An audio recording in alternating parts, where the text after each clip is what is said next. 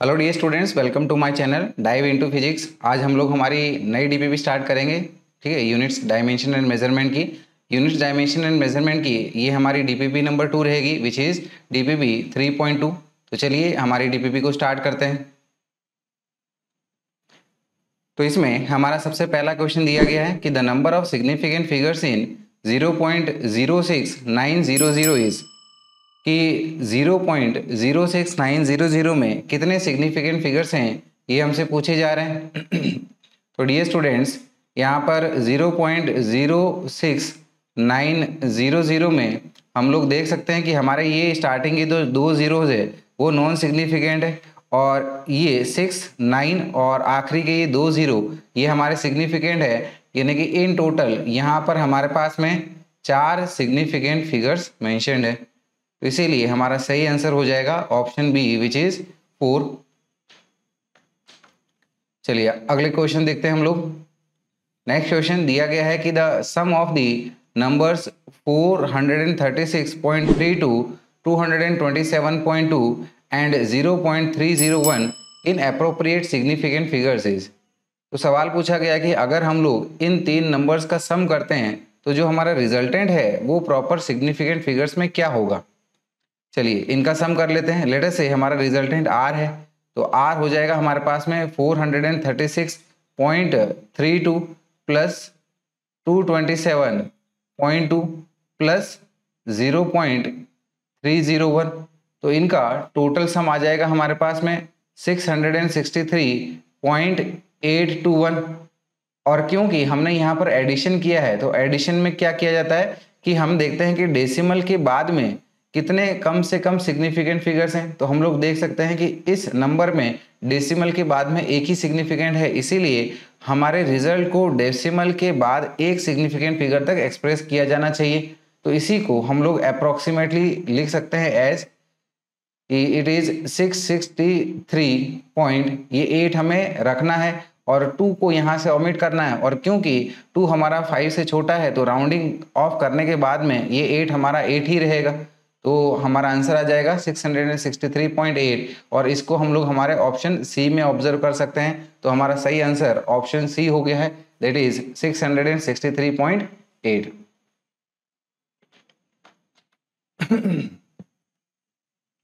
चलिए next question देखते हैं, which is our question number 3। Question number 3 में दिया गया है कि the dimensional formula for magnetic flux is, कि मैग्नेटिक फ्लक्स का डायमेंशनल फॉर्मूला क्या होगा, ये आपको बताना है। तो डियर स्टूडेंट्स, मैग्नेटिक फ्लक्स के बारे में हम लोग हमारी क्लास 12th में स्टडी करते हैं, and this magnetic flux is basically given by flux phi is equal to magnetic field into cross sectional area. और अब हमें यहाँ पर ये निकालना होगा कि मैग्नेटिक फील्ड का डायमेंशनल फॉर्मूला क्या होगा। तो डियर स्टूडेंट्स, अगर हम लोग एक चार्ज को यूनिफॉर्म मैग्नेटिक फील्ड के अंदर में रखते हैं और जो कि एक स्पीड v के साथ जा रहा है और वो मैग्नेटिक फील्ड के साथ थीटा एंगल बना रहा है, तो उस चार्ज के ऊपर में एक मैग्नेटिक फोर्स लगता है, and that is given bye q। ठीक है ना, q यानी कि charge into speed of the charge into magnetic field into sine theta. ठीक है ना, थीटा क्या है हमारा, वेलोसिटी और मैग्नेटिक फील्ड के बीच का एंगल। तो यहां से हम लोग मैग्नेटिक फील्ड का डायमेंशन फॉर्मूला निकाल सकते हैं। So from here we can say कि dimensional formula of magnetic field is equal to, right, इन तीनों टर्म्स को यहाँ पर इसके साथ डिवाइड में डालिएगा तो ये आ जाएगा dimensional formula of force divided with dimensional formula of charge into dimensional formula of speed into dimensional formula of sine theta is equal to, force का डायमेंशनल फॉर्मूला होता है हमारे पास में mL-T-2 divided with Q, charge हमारे पास होता है current into time, therefore इसका डायमेंशनल फॉर्मूला आ जाएगा करंट का A और टाइम का T। Speed is given bye L-T-1, और साइन थीटा क्योंकि ये हमारा ट्रिग्नोमेट्रिक रेशियो है, therefore it is a dimensionless quantity, यानी कि इसको हम लोग 1 से बता सकते हैं। तो फाइनली राइट, यहाँ पर हम लोग कह सकते हैं कि इट विल बी, m का यहाँ पर एक ही टर्म है तो ये सिंपली हमारे पास में m आ गया। फिर l के लिए देखते हैं, तो l से ये l कट गया, यानी कि l का टर्म यहाँ पर चला गया, और t यहाँ पर ये t+1 t-1 एक दूसरे को काट देंगे तो यही वाला t यहाँ पर बचेगा, इट इज t-2, और एम्पियर का ये a ऊपर में जाके ए की पावर -1 आ गया। तो यहाँ से हमने मैग्नेटिक फील्ड का डायमेंशनल फॉर्मूला निकाल लिया है। इसी मैग्नेटिक फील्ड का डायमेंशनल फॉर्मूला को यहाँ पर हम लोग यूज कर लेंगे मैग्नेटिक फ्लक्स का डायमेंशनल फॉर्मूला निकालने के लिए। सो वी कैन से कि dimensional formula of magnetic flux phi is equal to dimensional formula of magnetic field B into dimensional formula of area A. ध्यान में रखिएगा ये ए हमारा एम्पियर को रिप्रेजेंट नहीं कर रहा है, ये हमारा एरिया है। तो मैग्नेटिक फील्ड का जैसे कि हमने डायमेंशनल फॉर्मूला निकाला अभी क्या है, this is M T minus two A minus one into area का डायमेंशनल फॉर्मूला L2 इस प्रकार से। तो फाइनली इसका डायमेंशनल फॉर्मूला आ जाएगा हमारे पास में M L2 T minus two A minus one इस प्रकार से। और इसको हमारे ऑप्शन में हम लोग हमारे ऑप्शन ए में ऑब्जर्व कर सकते हैं। तो सही आंसर आ गया हमारे पास में option A which is M L2 t minus two A minus one. Question number 4 देखते हैं। क्वेश्चन नंबर 4 हमें दिया गया है कि if the dimensions of a physical quantity are given by MA LB TC then the physical quantity will be. कि अगर किसी फिजिकल क्वांटिटी का डायमेंशनल फॉर्मूला इस प्रकार हो कि it is MA LB TC, तो हमारी जो फिजिकल क्वांटिटी है वो ऑप्शंस के अकॉर्डिंगली कौन सी हो सकती है। चलिए देखते हैं इसको हम लोग हमारे एक एक ऑप्शन वाइज। तो सबसे पहले हमारे पास में क्या है यहाँ पर फोर्स। तो फोर्स के डायमेंशनल फॉर्मूले की बात करें अगर, तो हमें पता है फोर्स का dimensional formula is given bye ML T minus to. तो इनकी जो पावर है उन्हीं को हम लोग A B और C के नाम से बता रहे हैं। तो यहाँ पर राइट इस इक्वेशन के साथ इक्वेट करें तो हम लोग कह सकते हैं कि यहाँ पर A हमारा 1 है, B कितना है, B भी हमारा 1 है और C कितना है -2। लेकिन यहाँ पर क्या इन्फॉर्मेशन दी जा रही है कि एक 0 है, B -1 है और C -2 है। यानी कि ऑप्शन के अकॉर्डिंगली ये हमारा सही आंसर नहीं हो सकता है। चलिए फिर अगले ऑप्शन को चेक कर लेते हैं। अगला ऑप्शन प्रेशर के बारे में कह रहा है और प्रेशर ये हमें पता है it is given by force per unit area. Therefore we can say कि dimensional formula of pressure is equal to dimensional formula of force upon में dimensional formula of area A. So it will be given by force का dimensional formula ML T minus two और area का dimensional formula इस प्रकार से L2 हो गया। तो फाइनली हमारे पास में क्या रिजल्ट आ जाएगा, ये m की पावर 1, ठीक है ना। L1 है, नीचे में L2 है, तो ऊपर आके आपका L1 -2 होके इस फाइनली L -1 आ जाएगा और t की पावर -2 इस प्रकार बन जाएगा। तो यहाँ पर हम लोग कह सकते हैं कि हमारे पास में a की वैल्यू 1 है, b की वैल्यू -1 है और c की वैल्यू हमारी -2 है। तो इसी को अगर हम लोग हमारी इक्वेशन में जो हमें दी गई है वैल्यू उसके साथ कंपेयर करें, राइट, जो कि क्या बोल रहा है कि a 1 है, b -1 है, c -2 है, तो बिल्कुल सही है ये बात, यानी कि ये हमारा सही आंसर हो जाएगा। लेकिन कंसेप्ट के सीखने के दौरान पर हम लोग हमारी ऑप्शन सी और डी को भी चेक कर लेते हैं कि उनकी क्या वैल्यूज मिल रही है, अदरवाइज हमें हमारा आंसर तो मिल चुका है। तो चलते हैं फिर हमारे ऑप्शन सी और डी की तरफ एक बार। ऑप्शन सी हमें क्या दिया गया है, इट इज वेलोसिटी, राइट। और वेलोसिटी जैसे कि हमें पता है it is given by displacement upon में time taken T. Displacement is a unit of length, यानी कि डायमेंशनल फॉर्मूला हमारा इसका L, टाइम का T, ऊपर में जाके आपका ये T -1 बन गया। यानी कि यहाँ पर A की वैल्यू M की पावर कितनी है, 0 है, L की पावर इज 1 एंड C की पावर इज -1। तो देखिएगा ऑप्शन में हमारा ये मैच नहीं खा रहा है। तो हम लोग हमारे ऑप्शन डी को चेक करते हैं। डी क्या है हमारे पास में, एक्सेलरेशन, राइट, ये है हमारा एक्सेलरेशन। एक्सेलरेशन सिंपली हमारे पास में क्या होता है, मीटर पर सेकंड स्क्वायर अगर यूनिट की बात करें, और इट इज डिस्टेंस पर second square. Basically it is your differentiation of velocity with respect to time.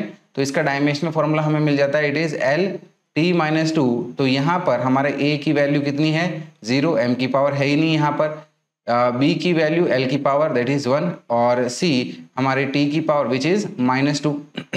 तो देखिएगा ये भी हमारा ऑप्शन मैच नहीं खा रहा है, यानी कि सही आंसर हमारे पास में जैसे कि हमने ऑब्टेन किया ये हमारा बी है। ठीक है, आई होप ये आपको कंसेप्ट अंडरस्टैंडिंग में काफ़ी हेल्प कर रहा होगा। तो चलते हैं फिर अगले सवाल पे। अगला सवाल देखिएगा किस प्रकार से दिया गया है कि what is the units of K is equals to 1/4 pi epsilon naught. तो सवाल कह रहा है कि के जो कि हमारा 1/4 पाई एप्सिलॉन नॉट है, एप्सिलॉन नॉट यानी कि परमिटिविटी ऑफ फ्री स्पेस, तो इसकी यूनिट क्या है ये आप बताइए। तो देखिएगा इसके बारे में हमें इंफॉर्मेशन हमारे कूलम्ब्स लॉ से मिलती है, जो कि क्या कहता है कि अगर हमारे पास में सिस्टम में दो चार्जेस है, ये दो चार्जेस एक दूसरे के ऊपर में फोर्स लगा रहे हैं and that force is directly proportional to the product of that charges and inversely proportional to the square of distance of separation between them. यानी कि अगर हमारे पास में दो सिमिलर चार्जेस हों तो उनके लिए हमारा कूलम्ब्स लॉ के अकॉर्डिंगली उनके बीच में जो फोर्स आएगा इट इज गिवन बाय के यानी कि 1/4 pi epsilon not into Q square upon में आर स्क्वायर, राइट, जहां पर आर हमारा distance of separation between the charges है। तो यहां से हम लोग 1/4 पाई एप्सिलॉन नॉट के बारे में, ठीक है ना, निकाल सकते हैं। हमारी इंफॉर्मेशन क्या हो जाएगी ये कि 1/4 pi epsilon not is equals to, right, ये आर स्क्वायर इधर में मल्टीप्लाई हो जाएगा एफ के साथ में और क्यू स्क्वायर इसके साथ डिवाइड में आ जाएगा, यानी कि ये बन जाएगा एफ आर स्क्वायर अपॉन में क्यू स्क्वायर, इस प्रकार से। और अगर अब हम लोग इसकी यूनिट की बात करें तो यूनिट देखिएगा, फोर्स की यूनिट होती है हमारी न्यूटन और डिस्टेंस की यूनिट होती है एसआई में मीटर, तो ये बन गया हमारा मीटर स्क्वायर अपॉन में कूलाम स्क्वायर।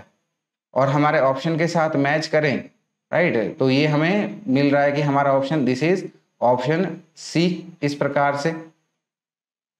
एक मिनट रुकिएगा, हाँ, यहाँ पर हमारा ऑप्शन बी सही हो जाएगा क्योंकि यहाँ पर क्या दिया गया, इट इज सी की पावर -2, यानी कि सही आंसर हो गया हमारे पास में ऑप्शन बी। ठीक है, आगे बढ़ते हैं फिर हमारे अगले क्वेश्चन की तरफ। अगला क्वेश्चन देखिएगा which is our question number 6। दिया गया है कि the radius of a circle is 2.12 metre, कि एक सर्कल की रेडियस 2.12 मीटर है। Its area according to the rule of significant figures is, तो इसका एरिया, ठीक है ना, सिग्निफिकेंट फिगर्स के रूल को यूज करते हुए क्या बनेगा ये हमसे पूछा जा रहा है। ठीक है, अच्छी बात है।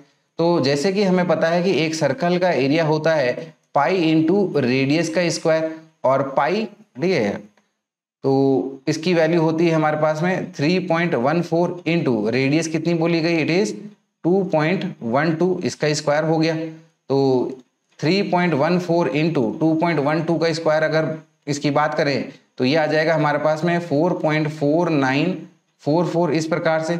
और इन दोनों को जब हम लोग आपस में मल्टीप्लाई करेंगे तो ये आ जाएगा हमारे पास में 14.112416। तो यहाँ पर पाई जो है, ठीक है ना, क्योंकि हमारे फॉर्मूले में यूज हो रहा है, इसके पास में infinite number of significant figures है और आर के पास में कितने सिग्निफिकेंट फिगर्स है, 1 2 3। तो इसका मतलब है कि हमारे फाइनल रिजल्ट को भी 3 सिग्निफिकेंट फिगर्स तक एक्सप्रेस किया जाना चाहिए। तो राउंडिंग ऑफ करने पर इसकी वैल्यू हमें क्या मिल जाएगी, 14.1, क्योंकि यहाँ पर जब हम लोग इस 1 को जब हटाएंगे यहाँ पर तो 1 हमारा 5 से छोटा है, तो इसका प्रीसीडिंग डिजिट 1 यानी कि 1 ही रहेगा। तो सिंपली आंसर हमारे पास में क्या आ गया एरिया का, दिस इज 14.1 मीटर स्क्वायर। और इसको हमारे ऑप्शन में चेक करें तो हमारा option D which is 14.1 metre square एकदम सही आंसर है, राइट। तो आई होप इससे आपको क्लैरिटी मिली होगी। चलते हैं फिर अगले सवाल पे। अगला सवाल देखते हैं, that is our question number 7।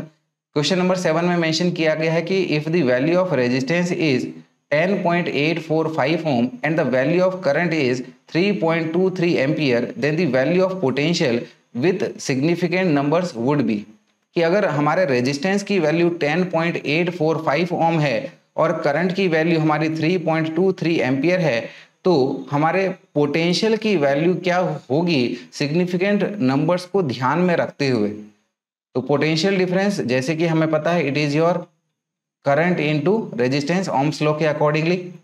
तो करंट हमें यहाँ पर दिया गया है 3.23 और रेजिस्टेंस कितना बोला गया, इट इज 10.845। तो अगर हम लोग यहाँ पर इन दोनों में सिग्निफिकेंट फिगर्स की बात करें तो मिनिमम और सिग्निफिकेंट फिगर्स हमारे पास में 3.23 वाली वैल्यू में है। तो इसका मतलब है कि हमें फाइनल रिजल्ट को भी 3 सिग्निफिकेंट फिगर्स तक एक्सप्रेस करना चाहिए।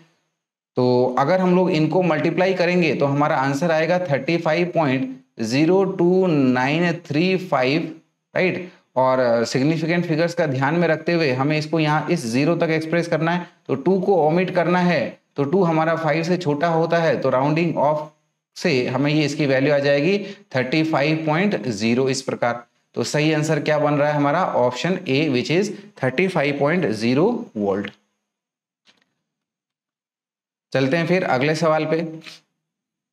अगला सवाल देखिएगा, सवाल दिया गया है कि the position of the particle moving along y axis is given as y is equal to a t square minus b t cube where y is measured in metre and t in second. तो किसी particle की position जो कि हमारे y axis की तरफ move कर रहा है, उसकी पोजीशन टाइम इक्वेशन हमें इस प्रकार से बताई गई है, जिसमें y हमारा मीटर में है और टाइम t सेकंड में है। तो पूछा जा रहा है कि यहाँ पर b का डायमेंशन क्या होगा, b का हमारा डायमेंशनल फॉर्मूला क्या होगा, ये हमारा सवाल हमसे पूछ रहा है। तो देखिएगा हमारी जो इक्वेशन है वो क्या है, it is y is equal to A T square minus B T cube. तो अगर हम लोग प्रिंसिपल ऑफ होमोजेनिटी का यूज करें तो प्रिंसिपल ऑफ होमोजेनिटी हमारी यही कहेगी कि y का जो डायमेंशनल फॉर्मूला है वो ए टी स्क्वायर के डायमेंशनल फॉर्मूले के बराबर है और वो हमारा बी टी क्यूब के डायमेंशनल फॉर्मूला के बराबर है। यानी कि by using the principle of homogeneity we can say dimensional formula of y is equal to dimensional formula of b into dimensional formula of T cube. सही बात है।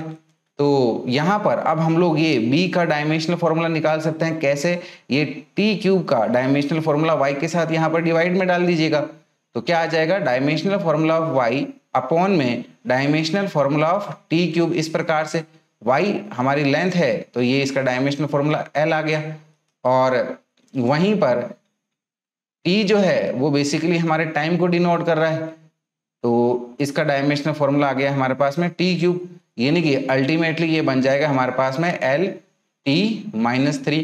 तो सही आंसर आ गया हमारा option C, which is L T minus 3 इस प्रकार से।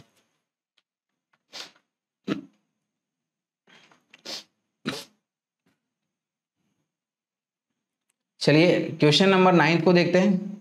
9th क्वेश्चन कह रहा है कि out of the following 4 dimensional quantities which one qualifies to be called a dimensional constant. हमारे पास में यहाँ पर ये 4 ऑप्शंस में फिजिकल क्वांटिटीज दी गई है, राइट। तो इनमें से कौन सी वो फिजिकल क्वांटिटी है जिसको हम लोग डायमेंशनल कांस्टेंट कह सकते हैं। डायमेंशनल कांस्टेंट यानी कि वो फिजिकल क्वांटिटी जिसके पास में एक डायमेंशनल फॉर्मूला होता है लेकिन उसकी वैल्यू फिक्स है, उसकी वैल्यू वेरिएबल या फिर चेंजिंग नहीं हो सकती। तो उनमें तो इसके लिए हमारे ऑप्शन में अकॉर्डिंगली वो कौन सी फिजिकल क्वांटिटी इस कंडीशन को सेटिस्फाई कर रही है जो कि हमारी डायमेंशनल कांस्टेंट हो। तो चलिए एक एक की बात करते हैं। Acceleration due to gravity, right. तो एक्सेलरेशन ड्यू टू ग्रेविटी, क्या इसकी वैल्यू हमारी कांस्टेंट होती है क्या? नहीं, ठीक है ना। एक्सेलरेशन ड्यू टू की ग्रेविटी की वैल्यू हमारे अर्थ के सरफेस पर पोजीशन के ऊपर में डिपेंड करती है कि हमारे डेप्थ पे कितनी है, हाइट पे कितनी है, इक्वेटर पे कितनी है, ठीक है ना, पोल पे कितनी है। तो ये क्वांटिटी हमारी वेरिएबल होती है। तो इसका मतलब एक्सेलरेशन ड्यू टू ग्रेविटी हमारी डायमेंशनल कांस्टेंट नहीं है, right. Surface tension of water, right, ये भी हमारा एक डायमेंशनल कांस्टेंट नहीं है। Weight of a standard kilogram mass, weight of a standard kilogram mass, ये भी हमारी कांस्टेंट वैल्यू नहीं है। तो आखिर में देखते हैं that is the velocity of light in vacuum. बिल्कुल, तो velocity of light in vacuum इसकी वैल्यू हमारी फिक्स होती है, और क्योंकि यहाँ पर वेलोसिटी की बात हो रही है तो इसका डायमेंशनल फॉर्मूला क्या हो जाएगा, एल टी माइनस 1। यानी कि हम लोग कह सकते हैं कि velocity of light in vacuum एक प्रकार से हमारी डायमेंशनल कांस्टेंट है। तो इसमें लिख लीजिएगा कि velocity of light in vacuum is constant and is equal to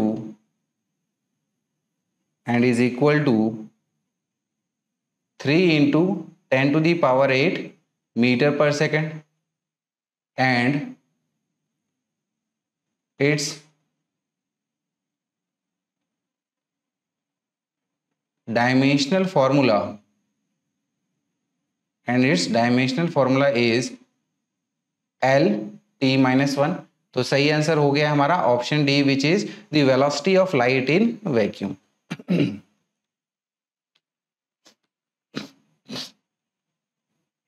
चलिए हमारे क्वेश्चन नंबर 10 पे आ जाते हैं।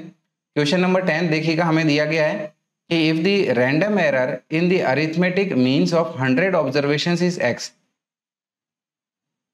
कि अगर हम लोग 100 ऑब्जर्वेशंस करते हैं तो हमारी रैंडम एरर, ठीक है ना, इसमें कुछ x मिलती है। फिर बोला गया है कि then the random errors in the arithmetic mean of 100 observations would be, तो सॉरी 400 ऑब्जर्वेशन वुड बी। तो कह रहा कि अगर हम लोग हमारी 400 ऑब्जर्वेशंस करेंगे तो उसमें रैंडम एरर, ठीक है ना, उसका आपका अरिथमेटिक मीन जो आएगा वो कितना हो जाएगा। 100 ऑब्जर्वेशन के लिए कितना है, x है, तो 400 ऑब्जर्वेशंस के लिए कितना हो जाएगा, ये हमसे कह रहा है। तो 400 यानी कि एक प्रकार से ये 100 का 4 टाइम्स हो गया है। तो जितनी ज्यादा टाइम्स हमारा ऑब्जर्वेशन करते हैं उतना ही कम हमारा रैंडम एरर होता जाता है। यानी कि हमने हमारे ऑब्जर्वेशंस को कुल मिला के 4 टाइम्स बढ़ा दिए तो एरर जो है 4 टाइम्स कम हो जाएगा, यानी कि इसमें एरर कितनी आ जाएगी, x/4 आ जाएगी, right. So we can say कि since error is measured for 400 observations instead of 100 observations, so error will reduce by 1/4 factor. यानी कि हमारा सही आंसर हो गया है option B, which is 1/4x।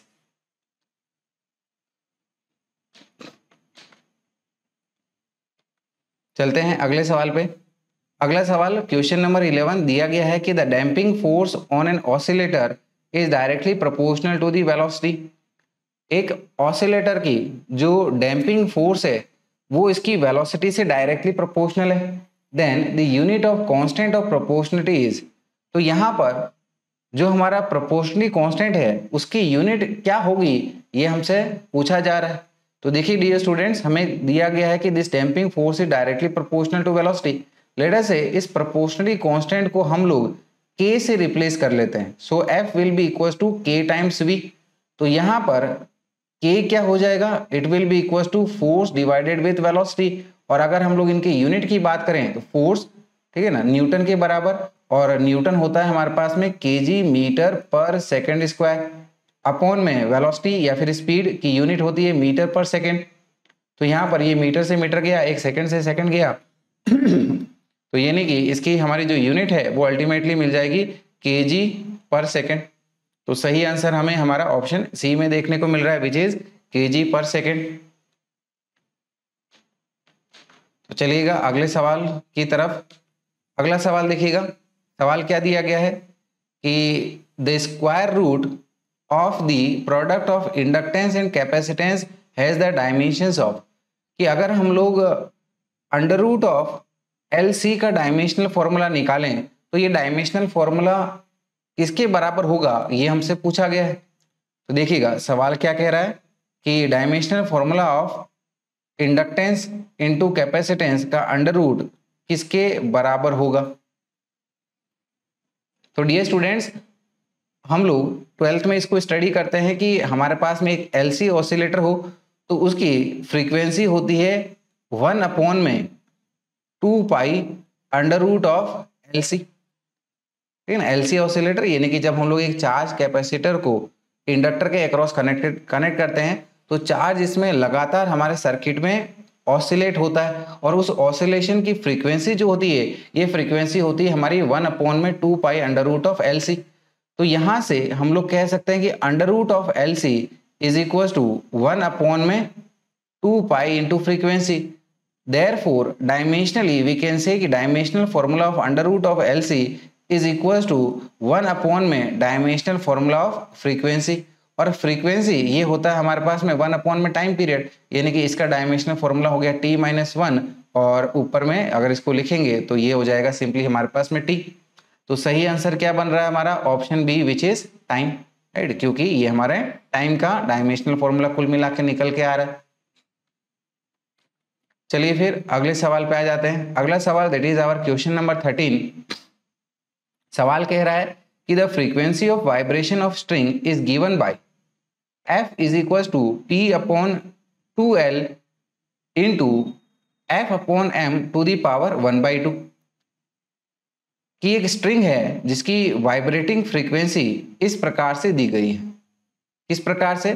कि this frequency is p upon 2l into f upon में m टू द पावर 1/2, और बोला गया है यहाँ पर p हमारा number of segments in the string है, ठीक है ना। एक स्ट्रिंग में हमारे कितने सेगमेंट्स हैं वो डिनोट कर रहा है। l यहाँ पर स्ट्रिंग की लेंथ है।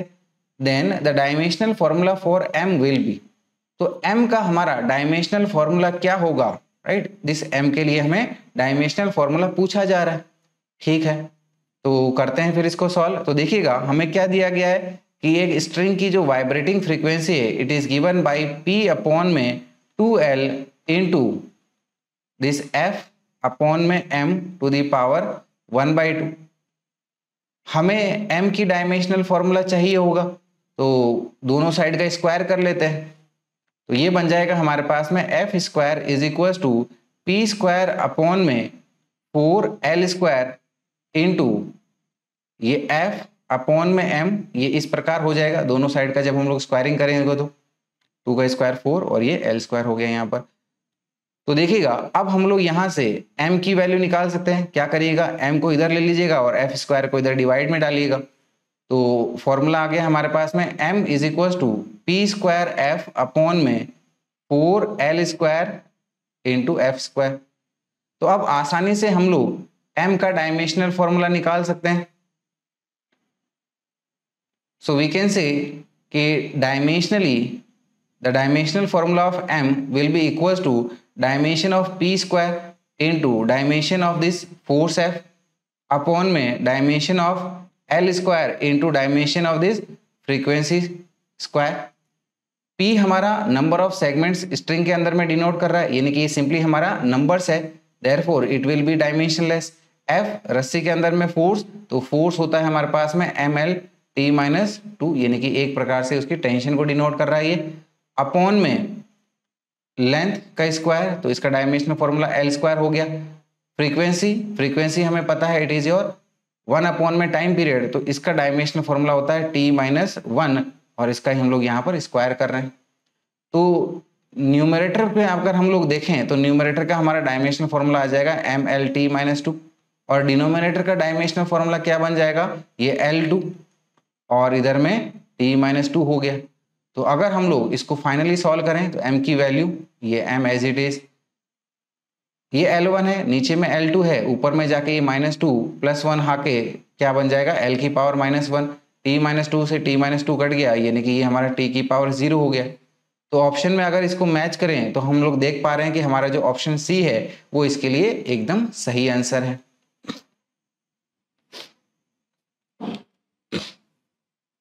चलिए फिर अगले क्वेश्चन पे आते हैं। अगला क्वेश्चन दिया गया है कि the numbers 2.745 and 2.735 on rounding off to 3 significant figures will be, कि अगर हम लोग 2.745 और 2.735 को 3 सिग्निफिकेंट फिगर्स तक राउंड ऑफ करते हैं तो हमारा आंसर क्या होगा इनके लिए। तो पहला देख लेते हैं, हमारा पहली वैल्यू क्या दे रखी है, 2.745। तो हमें यहाँ पर ये पहला, दूसरा और ये तीसरे सिग्निफिकेंट फिगर्स तक इसको रखना है, तो हमें यहाँ पर 5 को ओमिट करना है। तो 5 के पहले जो हमारा नंबर है 4 है, 4 हमारा इवन होता है, तो इवन नंबर है तो ये एज इट इज रहेगा, यानी कि इसकी वैल्यू क्या रहेगी, 2.74।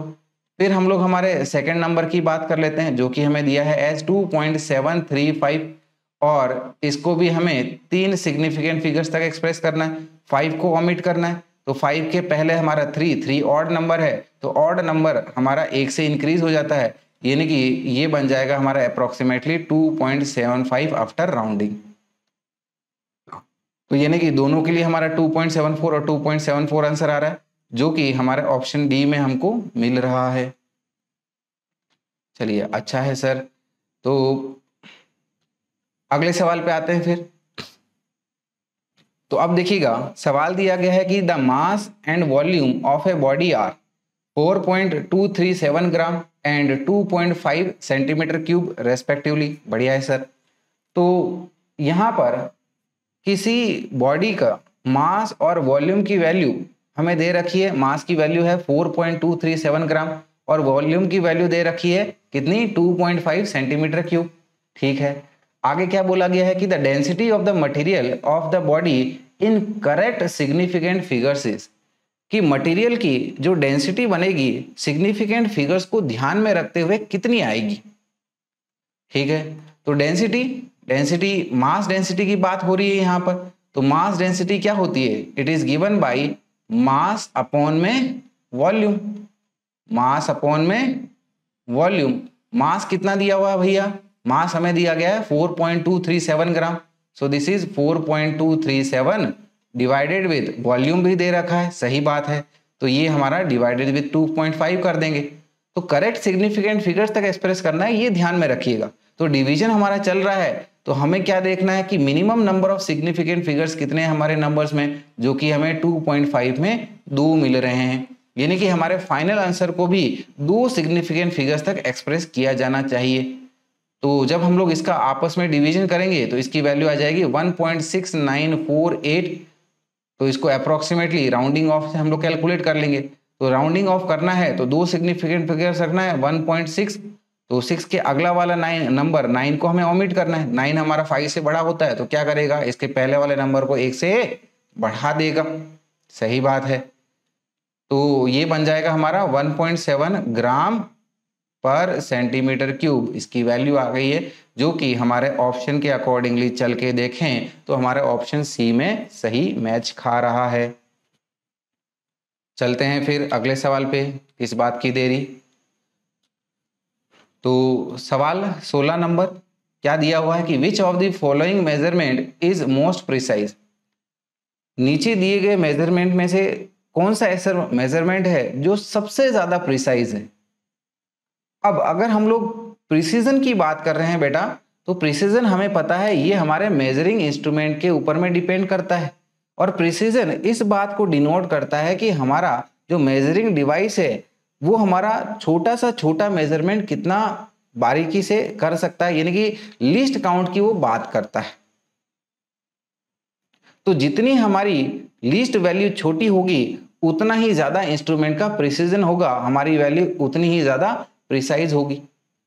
तो यानी कि हमारी जो यूनिट है, ठीक है ना, बेसिकली वो सबसे छोटी हो तो उतना बढ़िया है, उतना ज्यादा हमें प्रिसीजन मिलेगी। तो यहां पर देखिएगा क्या दिया गया है कि 5.00 मिलीमीटर, क्या दिया है 5.00 सेंटीमीटर, 5.00 मीटर एंड 5.00 किलोमीटर। तो बेटा यहां पर इसकी लिस्ट काउंट कितनी हो गई, 0.01 मिलीमीटर। ऑब्वियसली सबसे छोटा हमारा मिलीमीटर है और इसकी लिस्ट काउंट कितनी है, 0.01 मिलीमीटर। यानी कि ये जो वैल्यू है आ रही है हमारे पास में 5.00 मिलीमीटर जो दी हुई है, ये हमारी सबसे ज्यादा प्रिसाइज है। समझ में आ गई बात। ठीक है, तो यहां पर इसमें हम लोग 2 लाइनें लिख लेते हैं कि all given measurement, all given measurement are correct up to 2 decimal places। यानी कि जितनी भी यहाँ पर वैल्यूज दे रखी है डेफिनेटली सबकी सब हमारी 2 डेसिमल डिजिट तक दे रखी है, ठीक है ना, यानी कि डॉट के बाद में ये 2 वैल्यू तक दे रखी है। फिर कहेंगे हम लोग कि as here 5.00 millimetre has the smallest unit. सबसे पहले इसकी यूनिट हमारी छोटी है और दूसरी एंड दी एरर, या फिर इसकी जो लीस्ट काउंट है, ठीक है ना, in 5.00 millimetre is least, right, जो कि कितनी है 0.01 millimetre. So hence we can say कि 5.00 मिलीमीटर इज मोस्ट प्रिसाइज, ये हमारा सबसे ज्यादा प्रिसाइज मेजरमेंट हमें यहाँ दे रखा है। तो आंसर हो गया हमारा ऑप्शन है विच इज 5.00 मिलीमीटर। चलिए फिर अगले सवाल पे आते हैं। अगला सवाल दिया हुआ है हमें क्वेश्चन नंबर 17 कि the mean length of an object is 5 centimetre, कि एक ऑब्जेक्ट की लेंथ का मीन हमें 5 सेंटीमीटर दिया गया है, ठीक है। So which of the following measurement is most accurate, तो नीचे दी गई मेजरमेंट में से हमारी सबसे ज्यादा एक्यूरेट मेजरमेंट कौन सी है वो हमसे पूछा जा रहा है। तो मीन वैल्यू हमें दे रखी है, तो मीन वैल्यू को ही हमारी ट्रू वैल्यू कंसिडर करते हैं, और ट्रू वैल्यू के साथ में मेजर्ड वैल्यू का कंपैरिजन करने पर हमें उसमें कितनी एरर है वो मिल जाती है।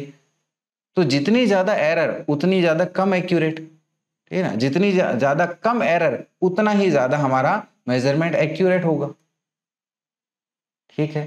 तो देखिएगा हमें यहाँ पर लेंथ कितनी दी गई है 5 सेंटीमीटर दी गई है, तो पहले वाले मेजरमेंट में एरर कितनी है उसको कैलकुलेट कर लेते हैं। तो इसको हम लोग बोलते हैं डेल्टा L1 से। तो डेल्टा L1 हमारी जो ट्रू वैल्यू है minus measured value which is 4.9, कितना आ रहा है 0.1 सेंटीमीटर। दूसरा मेजरमेंट देख लेते हैं क्या है, delta L2 is equal to true value which is 5 minus 4.805, तो इसमें डिफरेंस कितना आ रहा है 0.195 सेंटीमीटर का आ रहा है।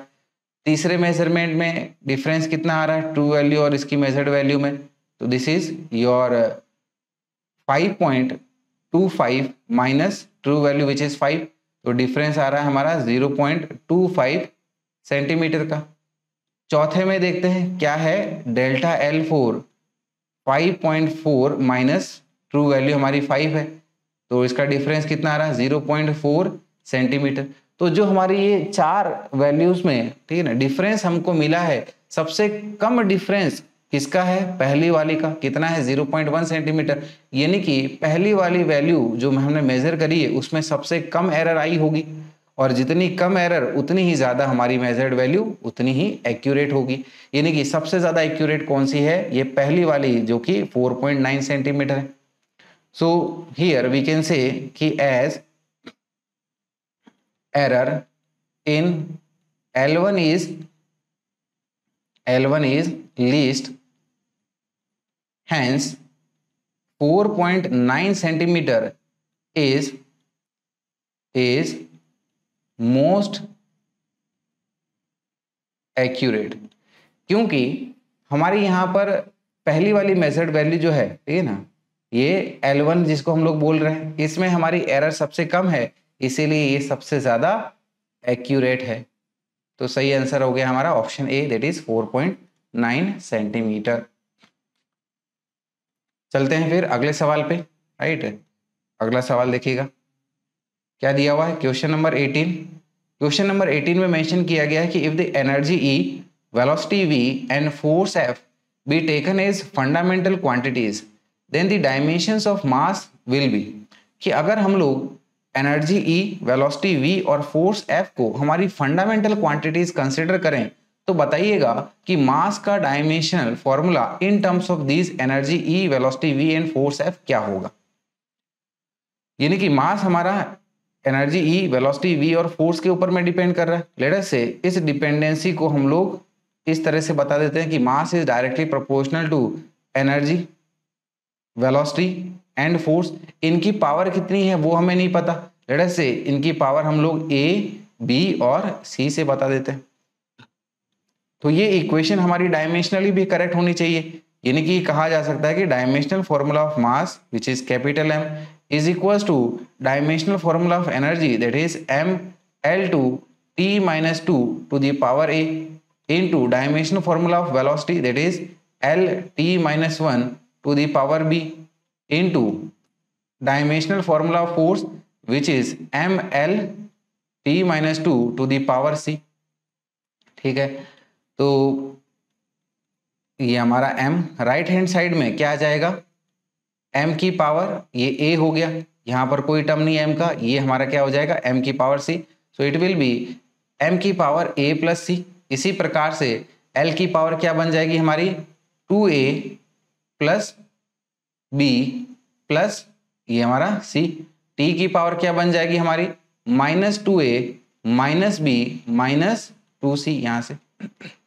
तो यहाँ पर दोनों साइड की सिमिलर क्वांटिटीज की पावर को इक्वेट कर सकते हैं। जैसे मास की पावर यहाँ पर 1 है और ये क्या है a प्लस सी है, देयरफॉर इक्वेशन हमारी बन जाएगी कि a plus C is equal to 1, और वी कैन से यहाँ पर 2a प्लस b प्लस सी। ठीक है ना, वहाँ पर लेफ्ट हैंड साइड में l का कोई टर्म नहीं है, तो यानी कि इसकी पावर हमारी 0 हो जाएगी, therefore it will be equal to 0।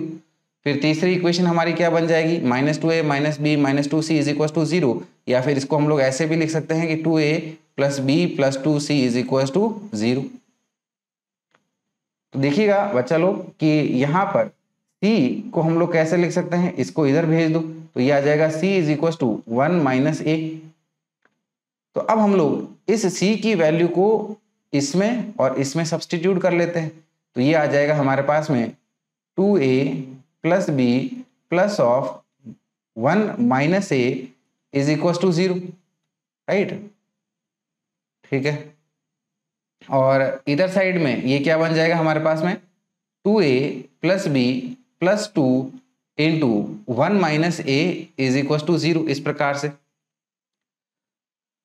तो यहां पर देखिएगा ये हमारी इक्वेशन क्या बन जाएगी 2a माइनस a, यानी कि सिंपली a हो गया, राइट। फिर यहाँ पर ये प्लस b हो गया और ये +1 इसको राइट साइड की तरफ भेज देते हैं तो क्या आ जाएगा ये -1, और इधर साइड में इक्वेशन हमारी क्या बन रही है ये 2a माइनस 2a, तो आपस में सब्ट्रैक्ट हो जाएंगे, और फिर ये b और यहाँ पर ये हमारा +2 इज इक्वल टू 0 हो गया। तो देखिएगा यहाँ पर इससे b की वैल्यू हम लोग ऑब्टेन कर सकते हैं। b की वैल्यू हमारी क्या आ रही है -2 आ रही है, तो b की वैल्यू तो हमें साफ साफ यहाँ से मिल गई है, कितनी आई है b की वैल्यू आ गई है -2। इसी b की वैल्यू को दैट इज -2 को यहाँ पर सब्सटीट्यूट कर सकते हैं, जिससे हमारे a की वैल्यू हमें मिल जाएगी, तो a -2 इज इक्वल टू -1 हो जाएगा हमारा।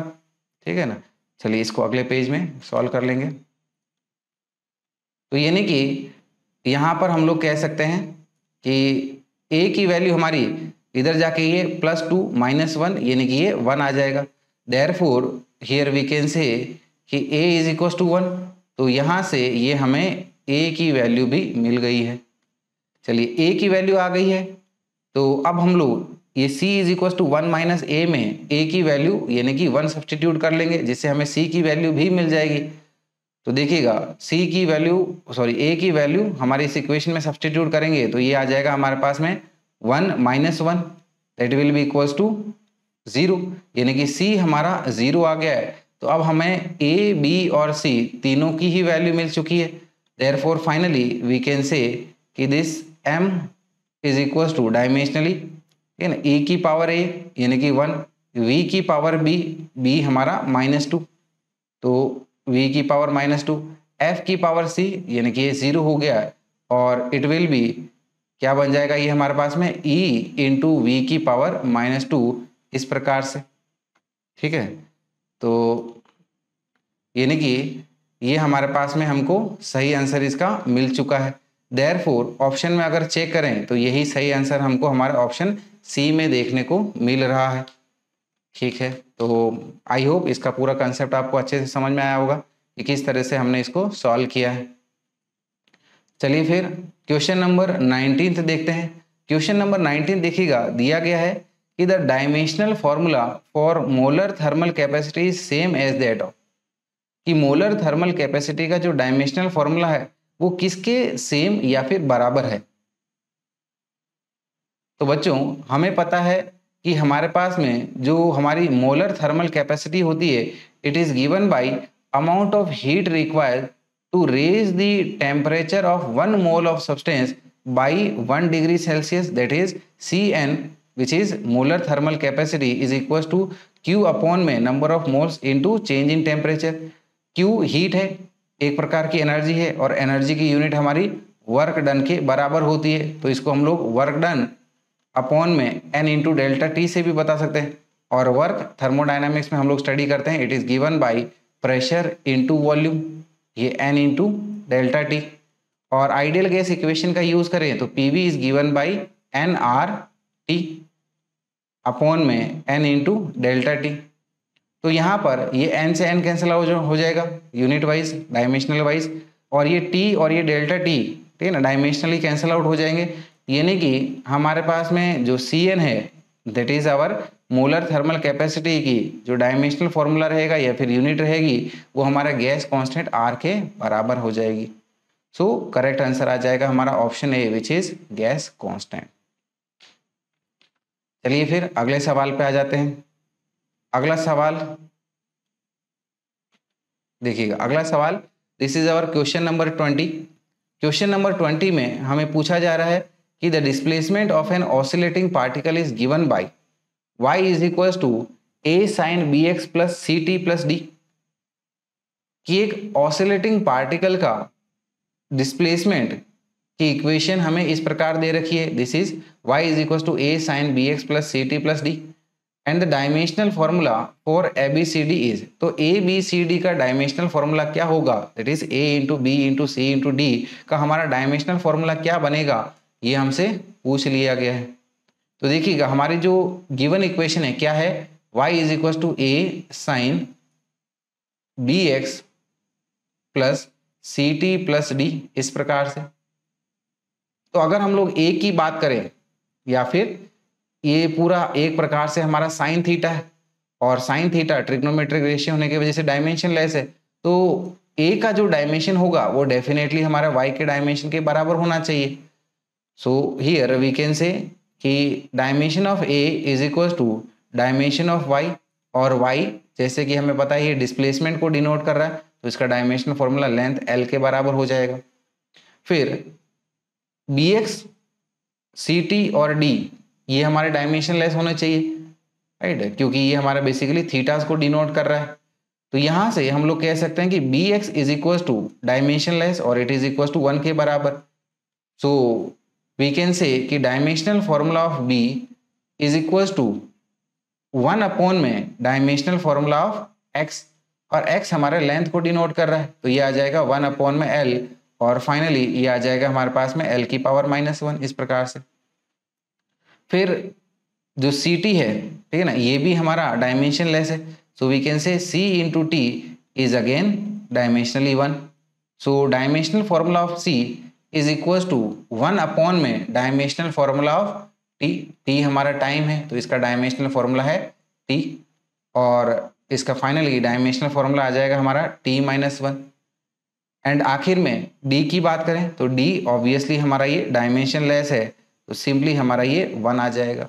और अल्टीमेटली हमें पूछा जा रहा है कि dimensional formula of A into B into C into D का, तो ए का डायमेंशनल फॉर्मूला एल के बराबर, बी का डायमेंशनल फॉर्मूला l-1 के बराबर, सी का डायमेंशनल t-1 के बराबर, और डी तो हमारा डायमेंशन लेस है, तो एल से ये एल कट जाएगा और सिंपली क्या आ जाएगा हमारे पास में t-1। इसको हम लोग MLT के फॉर्म में ऐसे भी लिख सकते हैं कि m की पावर 0, l की पावर 0 एंड t की पावर -1। और इसको हमारे ऑप्शन के साथ देखें तो हमारा ऑप्शन बी सही है, that is a into B into C into D का डायमेंशनल फॉर्मूला आएगा हमारा m0 l0 t-1। अब देखते हैं हमारा क्वेश्चन नंबर 21। क्वेश्चन नंबर 21 कह रहा है कि a force F is given by F is equal to AT plus BT square where T is time. एक फोर्स और टाइम की इक्वेशन इस प्रकार दी गई है जिसमें बोला गया है कि F is equal to AT plus BT square, T यहाँ पर टाइम है। तो the dimensions of A and B are, तो A और B के डायमेंशंस क्या होंगे ये हमें पूछा गया है। तो देखिए बेटा फोर्स टाइम इक्वेशन क्या दे रखी है, it is AT plus BT square. तो यहां से प्रिंसिपल ऑफ होमोजेनिटी का यूज करते हुए हम लोग कह सकते हैं कि f का डायमेंशनल फॉर्मूला हमारा AT के बराबर और वही हमारा BT स्क्वायर के बराबर होगा। तो सबसे पहले हम लोग कह लेंगे कि dimensional formula of AT is equal to dimensional formula of force, and from here we can say कि dimensional formula of A is equals to dimensional formula of force F divided with dimensional formula of time t। Force का dimensional formula है हमारा ml t minus 2 divided with time का dimensional formula है हमारा t, so it will become ml t minus 3 इस प्रकार से। तो ये हमारे A की वैल्यू आ चुकी है। इसी प्रकार से हम लोग कह सकते हैं कि BT स्क्वायर का डायमेंशनल फॉर्मूला भी हमारा फोर्स के बराबर होगा। So BT square is equal to dimensional formula of force, and from here we में से कि dimensional formula of B is equal to dimensional formula of force F divided with dimensional formula of T square. Force का dimensional formula ml t minus 2, time का square का dimensional formula T2, और ये बन जाएगा हमारे पास ultimately ml t minus 4। और दोनों के लिए हम लोग मैच करें हमारे ऑप्शन को, तो यहाँ पर ऑप्शन के अकॉर्डिंगली हम लोग कह सकते हैं कि हमारा ऑप्शन A सही आंसर हो जाएगा।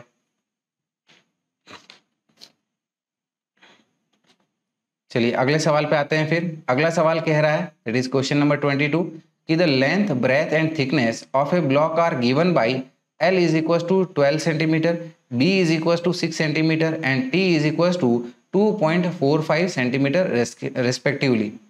कि एक ब्लॉक की लेंथ हमारी 12 सेंटीमीटर है, ब्रेथ हमारी 6 सेंटीमीटर है और थिकनेस हमारी 2.45 सेंटीमीटर है। अच्छा, आगे क्या दिया गया है? आगे दिया गया है कि the volume of the block according to the idea of significant figures should be. तो इस ब्लॉक का वॉल्यूम सिग्निफिकेंट फिगर्स का इस्तेमाल करते हुए क्या बनेगा, ये हमसे पूछा जा रहा है। तो बच्चा हमको पता है कि एक ब्लॉक का यहाँ पर जो दिया गया है उसका वॉल्यूम हो जाएगा लेंथ इंटू ब्रेथ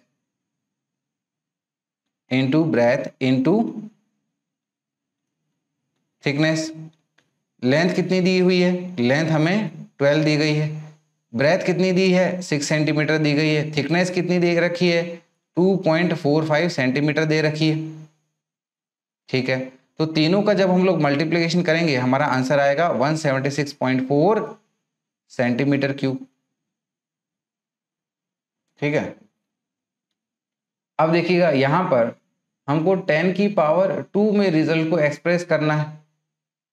तो 10 की पावर 2 के अकॉर्डिंगली इसको कैसे कह सकते हैं हम लोग? इट इज 1.764 डेसिमल को ये 2 इधर शिफ्ट कर दीजिएगा इंटू 10 की पावर 2 सेंटीमीटर क्यूब।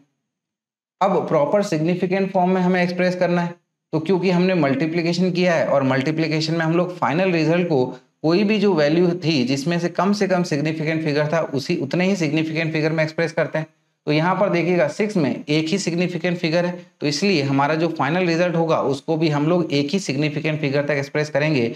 यानी कि यहाँ पर हम लोग इसको एक सिग्निफिकेंट फिगर तक एक्सप्रेस करेंगे तो 7 को ओमिट करना पड़ेगा। तो 7 हमारा 5 से बड़ा है तो ये 1 को 1 से बढ़ा देगा। यानी कि इसको हम लोग अप्रोक्सीमेटली बता सकते हैं एज 2 इंटू 10 की पावर 2 सेंटीमीटर क्यूब से। और यही आंसर हमारा ऑप्शन बी में हमें देखने को मिल रहा है। तो करेक्ट आंसर तो हमारा ऑप्शन बी हमें मिल गया है। चलते हैं अगले सवाल पे। सवाल दिया गया है कि फिजिकल क्वांटिटी की Q is calculated according to the expression Q is equal to a square B cube upon में C रूट डी। कि किसी फिजिकल क्वांटिटी का फॉर्मूला ठीक है इस प्रकार दिया गया है, क्या है? Q is equal to a square B cube upon में C root D. If percentage error in A, B, C and D are 2%, 1%, 3% and 4% respectively। कि अगर A में हमारी परसेंटेज एरर 2 की हो, B में हमारी परसेंटेज एरर 1 की हो, C में परसेंटेज एरर हमारी 3 की हो और D में परसेंटेज एरर हमारी 4 की हो, then what is the percentage error in Q। तो इस Q में टोटल परसेंटेज एरर कितनी आ सकती है ये हमसे पूछा जा रहा है। तो बच्चा यहाँ पर देखिएगा Q हमें किस प्रकार दिया गया है, ये है a square into B cube upon में C√D।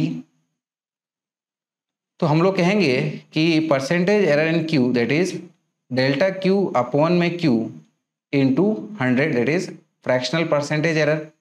क्या आ जाएगा हमारे पास में, दिस इज ये 2 है पावर तो सामने 2 आ जाएगा, into percentage fractional error in A plus power कितनी है बी की 3 है तो 3 सामने आ जाएगी। So it is 3 times percentage fractional error in B plus इसकी पावर 1 है तो ये बन जाएगा हमारा डेल्टा सी अपॉन में C that is percentage fractional error in सी।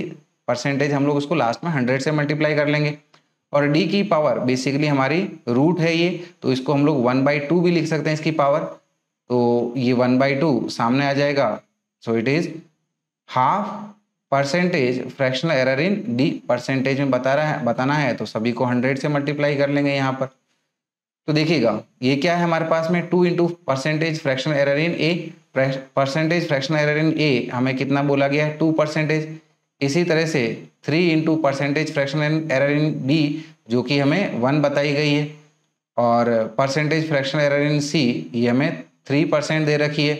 फिर half into percentage fractional error in D that is 4% बताई गई है।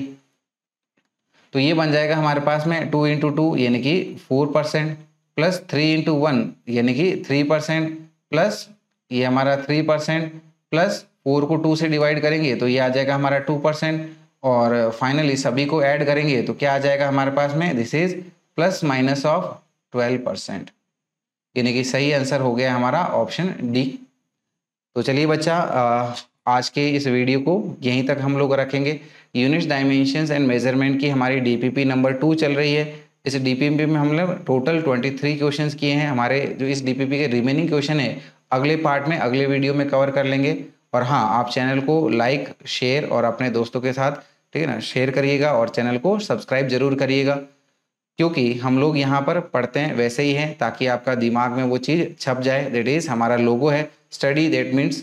तो चलिए फिर अगले क्लास में मिलेंगे अगले वीडियो के साथ में। So till then take care and bye bye.